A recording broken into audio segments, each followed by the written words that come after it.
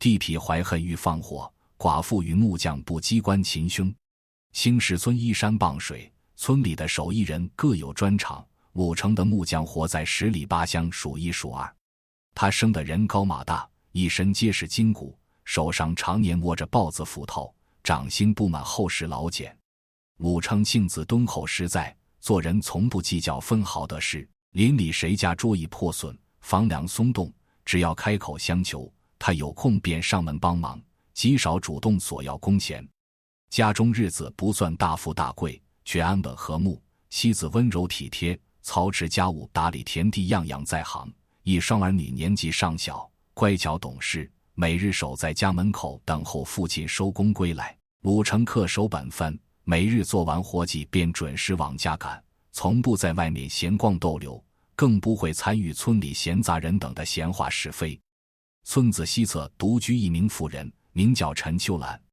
她早因嫁入本村，丈夫上山采药时不幸跌落山崖，早早撒手人寰，家中无公婆依靠，也无兄弟姐妹帮衬，偌大一座小院，只留她一人独自度日。陈秋兰性子安分内敛，每日守着自家几分薄田，纺纱织布，换些零碎铜钱，平日里极少与人争执。可独居女子终究容易被村里游手好闲的无赖盯上，常年受旁人无端骚扰。这天黄昏，武成收拾好工具，沿着村道缓步往家走，途经陈秋兰家门口时，刺耳的踹门声接连传入耳中。他抬眼望去，村里有名的地痞胡二正带着跟班石头堵在院门前。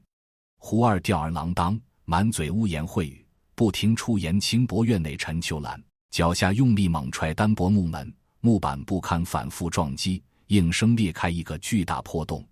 屋内的陈秋兰吓得浑身发抖，蜷缩在屋角，压抑的哭声断断续续传出来，听着格外让人心酸。武成见不得弱小女子被恶人欺凌，当下心头燃起怒火，立刻扛起尖头木工斧头，大步朝着院门走去。胡二平日里专挑老人妇孺下手，最畏惧身强力壮、手上有工具的汉子，望见鲁成一身正气，手中斧头寒光发亮，心底顿时生出却意。他不敢正面硬碰硬，只撂下几句充满戾气的狠话，声称今日丢了脸面，入夜必定上门报复。随后便拉着跟班石头慌慌张张转身逃窜，临走回头看向院内的眼神阴狠又怨毒，藏着十足的歹意。木门已经损毁严重，门框松动，木板碎裂，根本无法遮挡门户。武成望着破败的门板，再想到陈秋兰孤身一人无依无靠，心中实在不忍。他索性折返家中，搬来自己留存的上等实木，重新回到陈秋兰院中。从夕阳西下忙到天色擦黑，锯木、陶瓶、拼接、钉框，一下午不曾停歇，亲手打造出一扇厚实牢固的全新大门。忙活全程，他分文不取，纯粹出于一片怜悯之心。陈秋兰在后院堆放柴草，准备烧水做饭。墙外胡二与石头折返回来，躲在墙角低声密谋，一字一句尽数飘进他耳中。二人记恨鲁成今日出头，搅黄了胡二的好事，心中恨意难平，已经想好一套狠毒报复方案。等到夜半子时，二人会提前备好满满2罐火油，随身藏好锋利尖刀，先悄悄摸到鲁城偏僻茅草屋，四处泼油纵火，一把烧毁整间房屋，对外谎称意外失火，让鲁城一家老小葬身火海。等做完这件事，再折返陈秋兰小院，灭口封嘴，防止他把二人今日的恶行四处宣扬。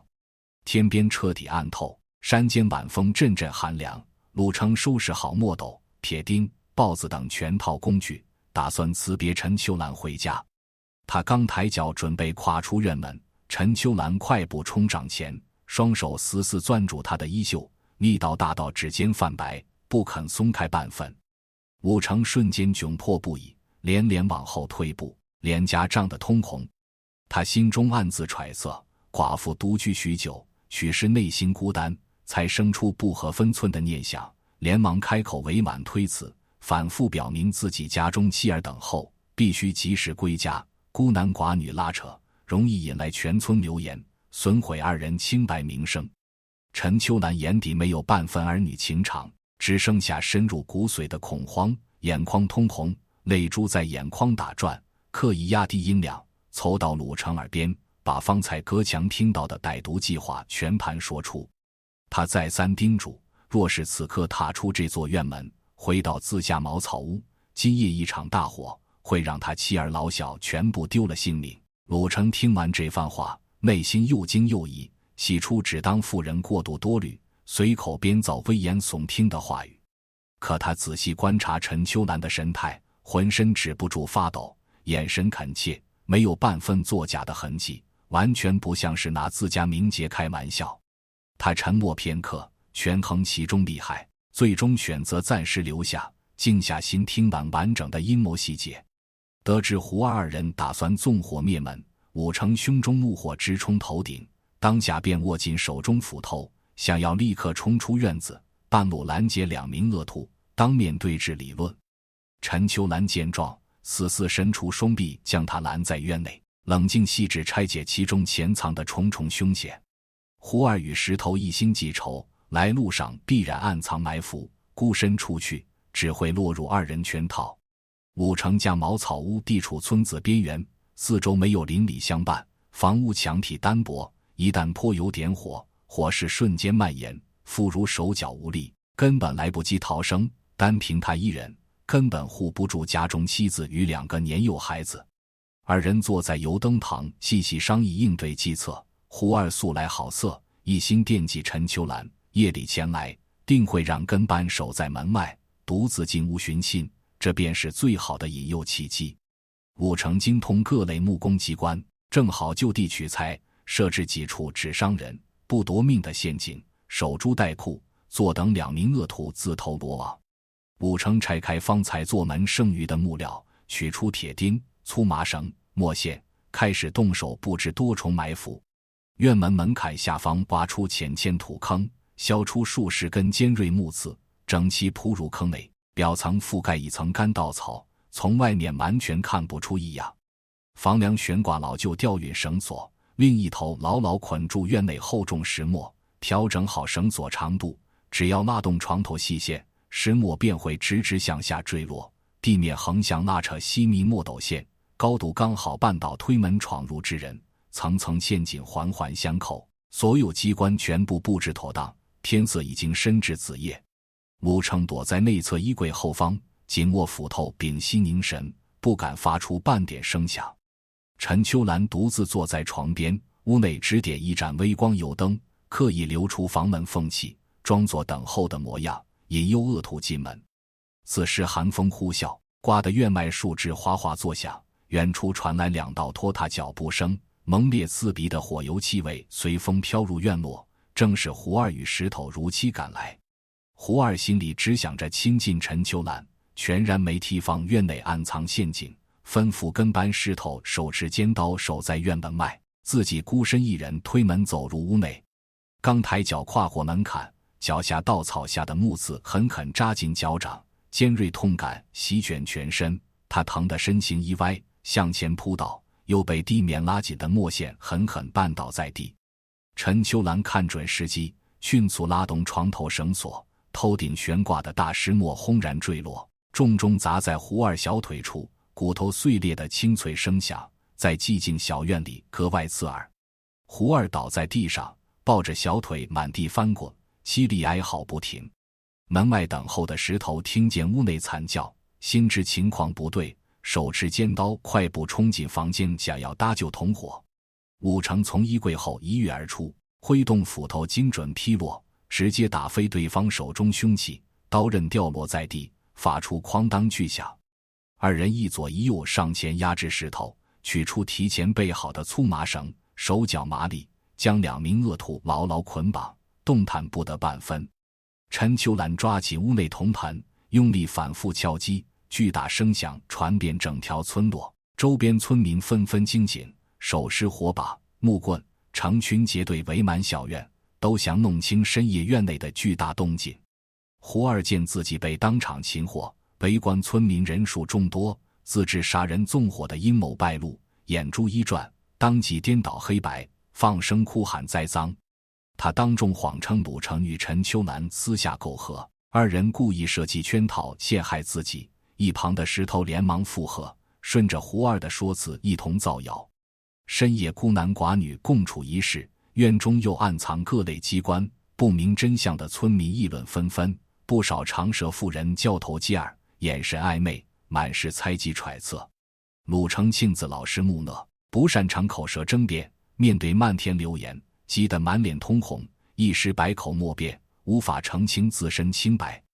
陈秋兰神色沉稳冷静，上前一脚踢开遮盖两大陶罐的黑布，4笔火油气味瞬间四散飘开，2把锋利尖刀整齐摆放在陶罐旁，摆在所有村民眼前。他高声质问在场众人：寻常邻里串门闲谈，谁会随身携带大量火油与行凶尖刀？这番话一出，不少村民面露迟疑。紧接着他当众说出半月前亲眼撞见的旧事。